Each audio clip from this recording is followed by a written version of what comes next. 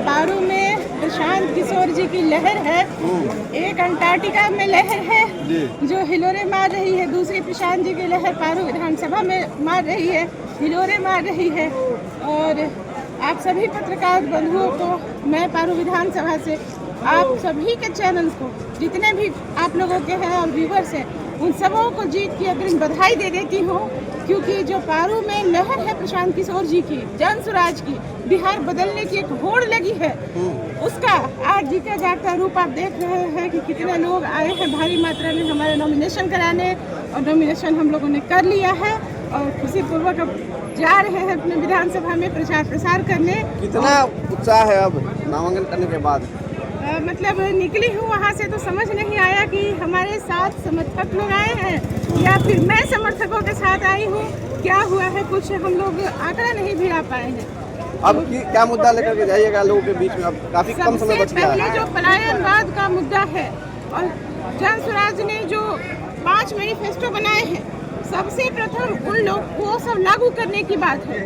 और जो 20 साल में हमारे विधायक अशोक सिंह जो रह चुके हैं, उन्होंने जो विकृत मानसिकता अपने पारू में फैला रखी है उसको दूर करने का प्रयास करेंगे। इसी प्रयास के साथ जा रहे हैं।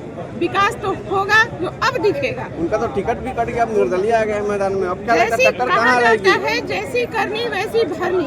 आज निर्दलीय के लिए आए हैं। जब दल में थे, जब पार्टी में थे, जब लोगों के समर्थन में थे, तब तो 500 रुपए का चुमावन दिखा, उससे ज्यादा तो दिखा नहीं। होटल सिमना जैसे मुजफ्फरपुर में 3-4 तल्ला होटल बनाना दिखा, 4-5 पेट्रोल पंप दिखाना, अपना बनाना दिखा।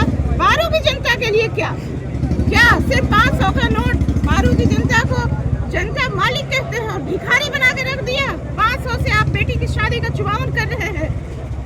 तो किसी का दुख का घड़ी आता है तो 500 का चुमावन कर रहे हैं, ये तो उचित नहीं है। जनता अब किस रूप में जवाब देगी?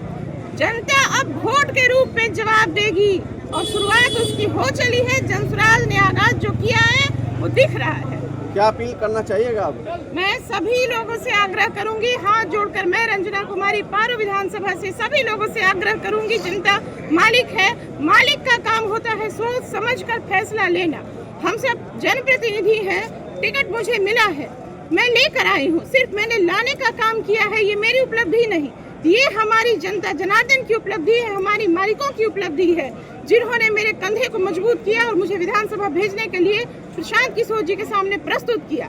अब मान लीजिए जीत के आते हैं तो पहली प्राथमिकताओं में क्या शामिल करते हैं? सबसे पहली प्राथमिकता मैंने जैसा अभी 2 मिनट पहले बताया कि जो पलायनवाद है उसको रोकना जरूरी है। ये ऐसा दंश है जो समझ में नहीं आता, स्वीट पॉइजन है, लोगों के दिलों में घुस गया है, उससे लोग बेमौत मारे जा रहे हैं, तो उस पर अंकुश लगाना जरूरी है। उसके बाद शिक्षा नीति पर विचार करना अत्यंत आवश्यक है, क्योंकि जब शिक्षित होगा समाज तो विकसित होगा। विकास समाज नहीं विकास होगा। वहाँ विकास करने के लिए शिक्षित होना बहुत जरूरी है। खाने को तो अपना कुत्ता भी छीन कर रोटी खाता है, लेकिन कुत्ते में और आदमी में, इंसान में अंतर है। वो अंतर पारू की जनता को समझना होगा, इसलिए ये समझने के लिए शिक्षित होना बहुत जरूरी है। अब आपको लगता है कि पारू विधानसभा क्षेत्र में मान स्वाभिमान की लड़ाई है? क्यों नहीं है।